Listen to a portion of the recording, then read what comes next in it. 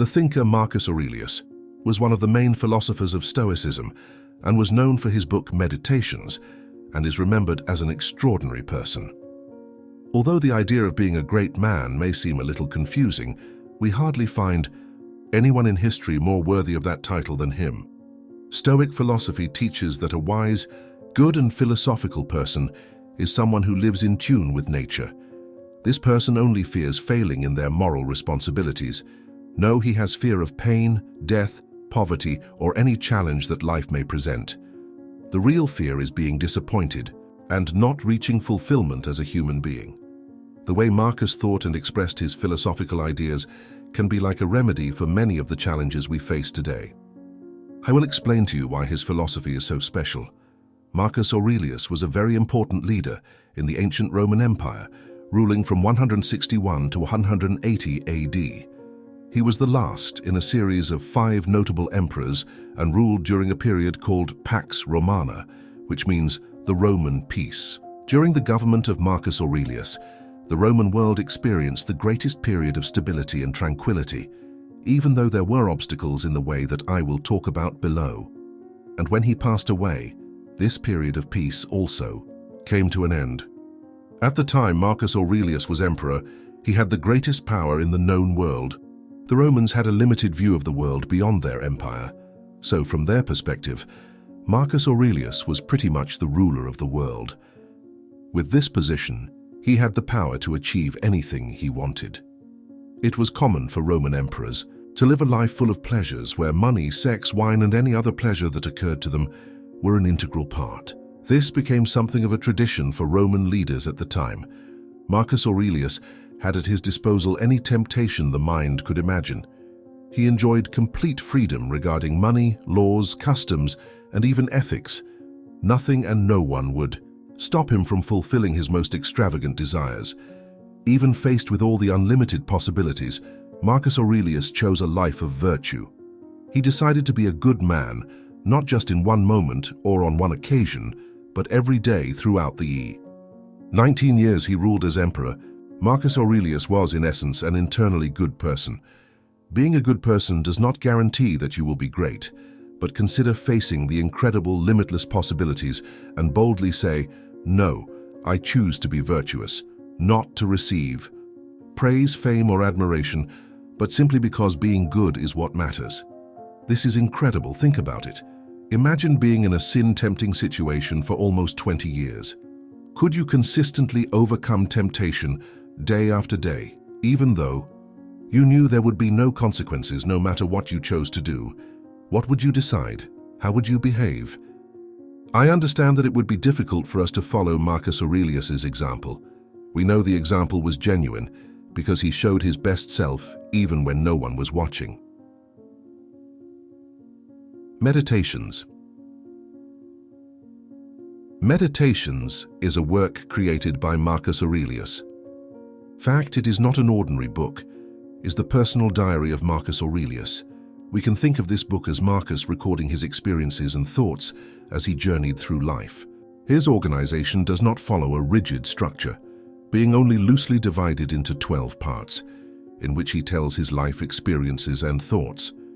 The annotations in this book were never intended to be read by others or published.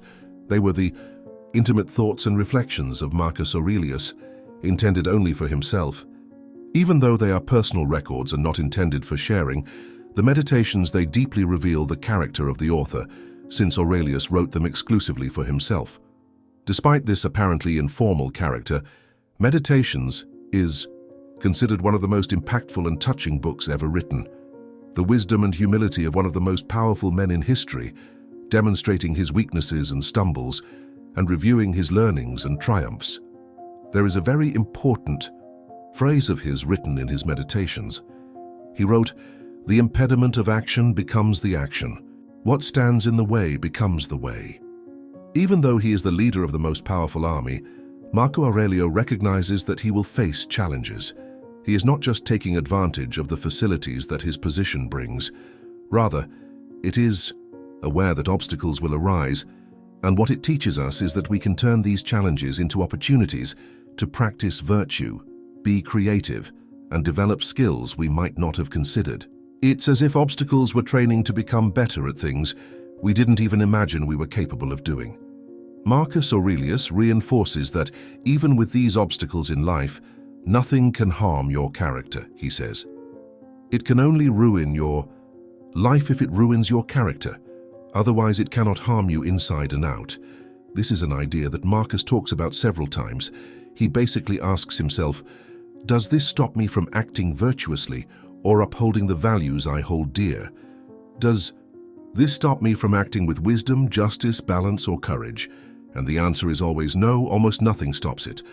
In fact, most of the bad things that happen, like losing your job, running out of money, being humiliated or rejected, are really just new opportunities to practice these virtues. No situation can destroy who we are because, according to the Stoics, our character is something unique. It belongs only to us. It is within us, and it is up to us to decide whether we abandon our character, our principles, whether we choose not to act with virtue, temperance, justice, and courage. In situations like this, we may face difficulties, but nothing outside of us has the power to change who we are inside. Even if we find ourselves in prison, face a serious injustice, are chased by a mob, or unfortunately, if an accident tragically happens to you or your family. Nobody wants all these things. No one would say that they are good or that we should want them to happen, but they happen. And Marcus Aurelius asked, does this harm who you are inside? No, but the decisions you make in response to these events, these tragedies or these injustices have an impact on your character, and that's what we need to consider. I believe it is a very high standard to achieve. It's a challenging goal. However, during these 19 years, this was Marcus Aurelius's commitment to get there, even if only part of the time, making the world a better place for it. Meditations on nature. Don't you see the plants, the birds, the ants, the spiders, and the bees doing their individual tasks, putting the world in order as best they can, and you are not willing to do your work as a human being? Why are you not? Rushing to do what your nature demands? Marcus Aurelius advocated living in tune with nature.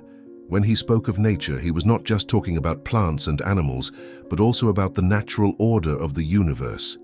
Trees grow because it is their nature. They strive to reach their full potential and become truly beautiful and strong, not to receive praise or external validation, but simply because that is what they are destined to do. This is the natural order of things. Just as a caterpillar turns into a butterfly and a featherless chick becomes an eagle, it is not because they want to, but because it is the purpose for which they were created. Likewise, Marcus Aurelius believed that human duty was to reach one's full potential. He did not value accumulating material possessions or wealth, nor did he seek awards or praise. Marcus saw our being human as a call from nature to be the kindest, most virtuous people possible while we were on this earth. In Marcus's view, reaching the heights of human achievement means realizing one's maximum potential, and failing to reach that potential is like falling into the darkest place possible. After all, we have no control over what the world presents to us, but we do have control over how we react. Regardless of adversity, a great person faces the storms and lives in tune with their fullest and most virtuous potential. Marcus Aurelius sought to find beauty in things, even in the most challenging situations. When observing the world around him, he often said, "Stop and think about the way bread turns in the oven. Why does that happen? Think about how a pile of grain bends under its own weight," he said. "Admire the ripe figs that fall from the trees or the ripe olives that fall off." The curious thing is that, despite living during a time of great adversity, with a plague ravaging millions surrounded by negativity, death, and a violent, dirty, and chaotic Rome, Marcus Aurelius could see beauty everywhere. He perceived the nature of things as something simply beautiful. Thus, he continues to appreciate the essence of things with a poetic touch, as if he were an artist admiring a masterpiece. It's easy to find beauty when looking at a beautiful large mountain, for example. However, if you can find beauty amidst the chaos, confusion, and hustle and bustle of everyday life, you will always be close to the source of inspiration and beauty. I believe this appreciation for beauty, no matter what the world looks like, is an essential practice for weathering the storms and achieving personal happiness, and that is your duty as a human being. Meditations on people. The people I deal with today will be nosy, ungrateful, arrogant, dishonest, envious, and bad-tempered. They are like that because they cannot distinguish good from evil. Marcus Aurelius was an emperor, which means that, although perhaps appreciates spending the day writing, that wasn't his main responsibility, and he didn't devote much time to it. Your work involved deal with a variety of issues and deal with many people. Above all, Marcus believed that evil, wicked or otherwise negative individuals, were an inevitable part of our world. Expecting the world not to introduce us to such people would be like asking a plant to grow without thorns. That would be absurd. It's simply not possible. Marcus stated that bad people exist and that you will encounter them throughout your life. However, he maintained a belief in the genuine goodness of people, believing that even in difficult situations, people generally do not wish to do harm. This even included difficult times, such as when he was betrayed by his general. At the end of Marco Aurelio's government, he became a little ill. A rumor arose that he had died, and it is at this moment that one of his most trusted generals, Avidius Cassius, declares himself emperor. It may seem like a small thing, but this was like a death sentence for Marcus Aurelius's entire family. Basically, this meant that the man he lived with, trusted, and had built something meaningful with, had been secretly plotting to stab him in the back this entire time. However, the problem is that Marcus wasn't dead, and he wasn't even close to it. He was fine. Now the situation is that Marcus needs to decide what his next action will be. What makes this more fascinating is that Marcus didn't get angry. He didn't seek revenge. Instead, he saw it as an opportunity. He told his men, communicated to the Senate, "I will turn this into an opportunity to teach the Roman people and history how to deal with internal conflicts." Therefore, he did not let anger overwhelm him, nor did he harbor a desire to destroy Avidius Cassius.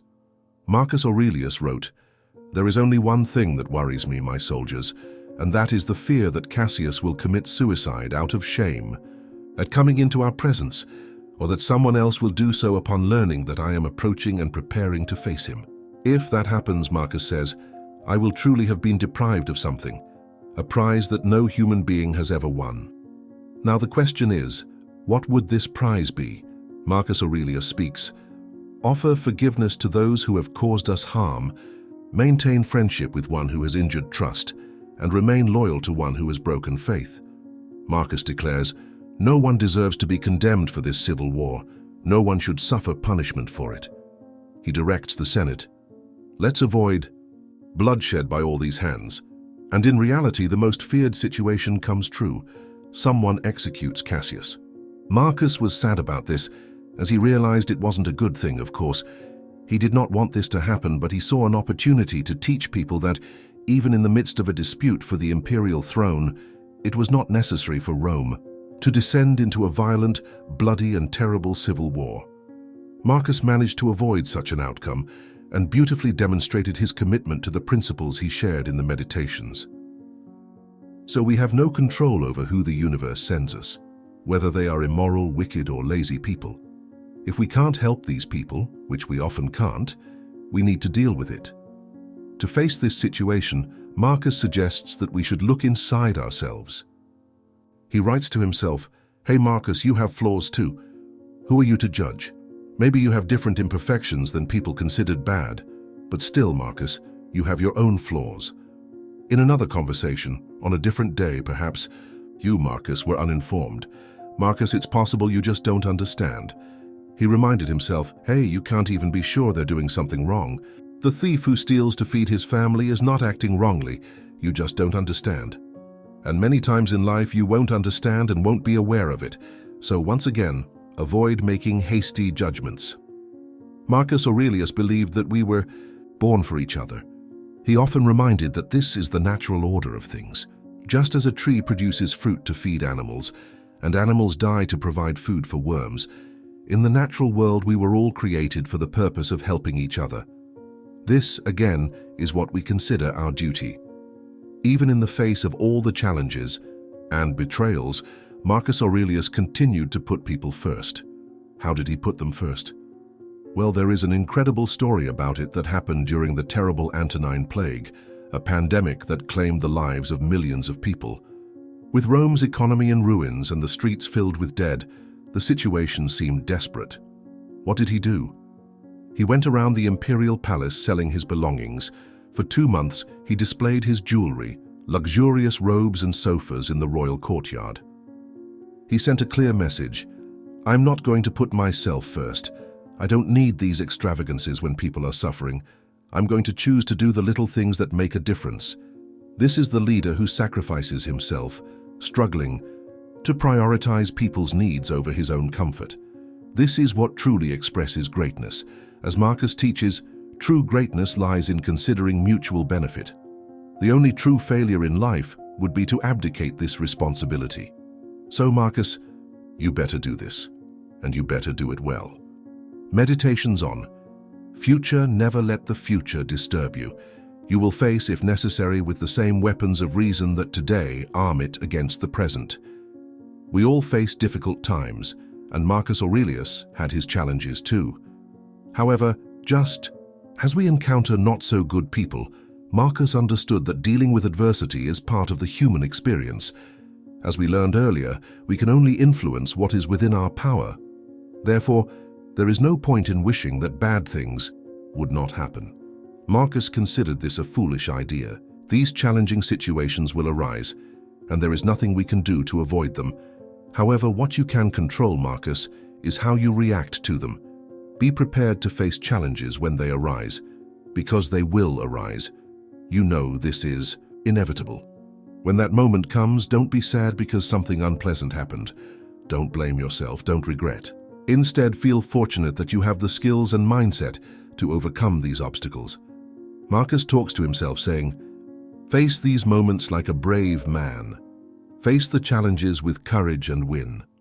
In doing so, realize that what seemed bad was actually not so bad. It was just a chance to show resilience, to grow, to move forward. Marcus Aurelius advises, when these difficult situations arise, don't complain, act and be resilient. Either you can handle it or you can't. What if eventually something unbearable crosses your path? Don't feel embarrassed, Marcus. He states, all men face death, but not all men face death by complaining.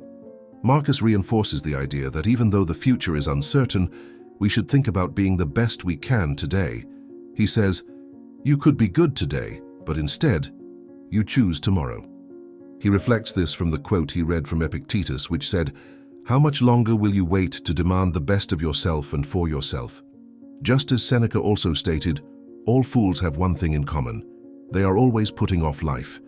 In other words, Marcus Aurelius encourages you to take advantage of opportunities that arise.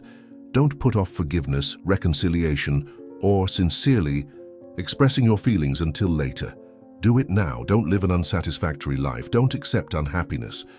Don't continue in a job that doesn't bring you satisfaction, hoping that one day it will turn into something better. Act in the present, seeking happiness and meaning in your daily choices. We have no idea how long we've been here. That's what this memento mori exercise is reminding us. Marcus Aurelius advises, do everything as if you were a man whose days were numbered, because the truth is that we are all dying. We were given a fatal diagnosis at birth. You could leave life right now. Let that determine what you do, say, and think. This is what he means when he says, see, you could have this today, you could be good today, you could do all the things you need to do today, but instead we tell ourselves we will wait until tomorrow. But what if tomorrow never comes? Meditations on wealth. Receive wealth or prosperity without arrogance, and be ready to let it go. Marcus Aurelius was a very rich man, but he did not see this as something necessarily bad. Unlike some philosophers who criticized the possession of material goods, Marcus did not condemn wealth itself. However, he approached this issue with caution, being careful about how he related to the things he owned. Marcus Aurelius could have achieved anything he wanted: money, luxury houses, works of art, expensive wine. But he opted for a different point of view. He advised himself, Marcus, don't waste time dreaming about material possessions. They have no real meaning. They don't fulfill your true potential. Only you can do that.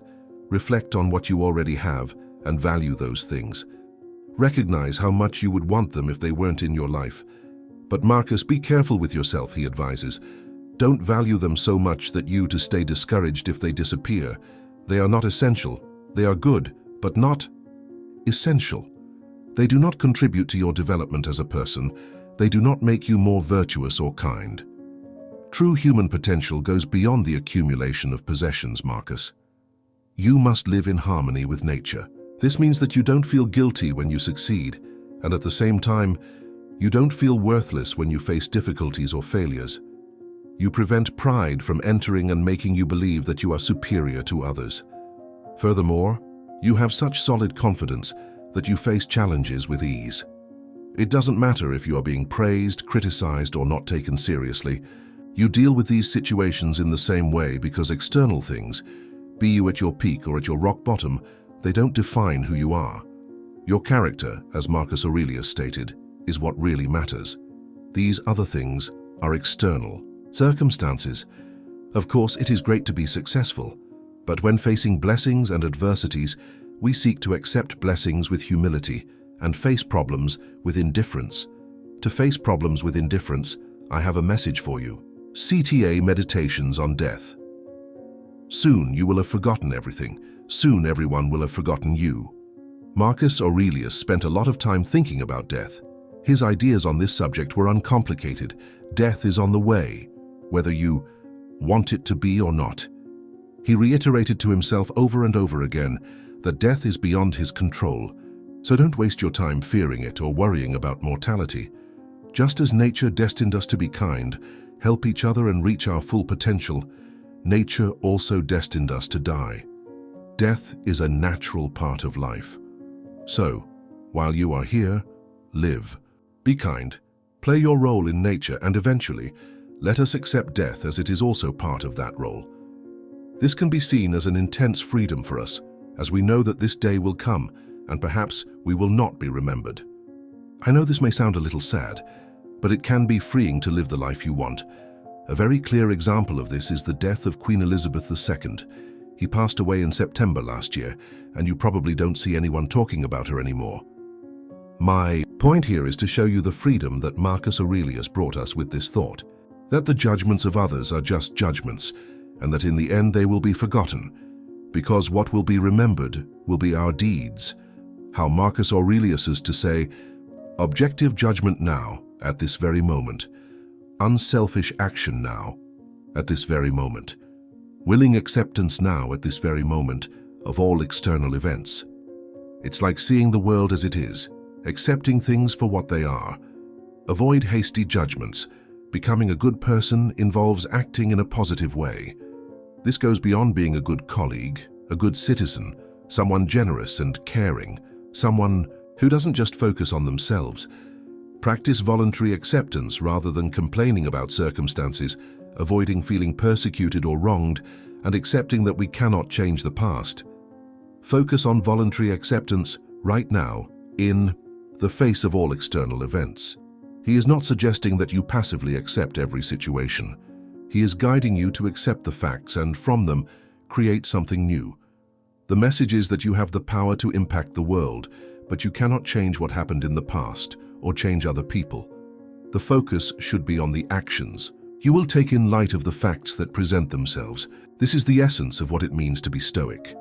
Marcus Aurelius, alongside other wise men, was one of the pioneers of the philosophy called Stoicism. The Stoics had diverse beliefs, covering logic, ethics, physics, and other fields. However, a fundamental idea permeates Stoic philosophy: the difference between pleasure and happiness. Wealth, fame, and even achieving goals were things that brought brief moments of external joy. However, this is not true happiness. Happiness was not something so fleeting. The idea of happiness was something deeper. It was an internal state that arose from within oneself. It did not depend on being an emperor like Marcus Aurelius. It was not tied to worldly things. Stoic teaching stated that to find happiness, it was necessary to live a virtuous life. It was necessary to constantly seek personal improvement and become the best version of yourself. The only real failure, the only genuine pain, the only sadness worth fearing, was to disappoint yourself by not reaching your full potential. This is because and only because being great was a responsibility. Greatness was internally linked to its own nature. This nature is what will leave us shielded and so that nothing affects us. To do this, the Stoics used 8 Stoic principles. Click on the video on the screen and watch it right now.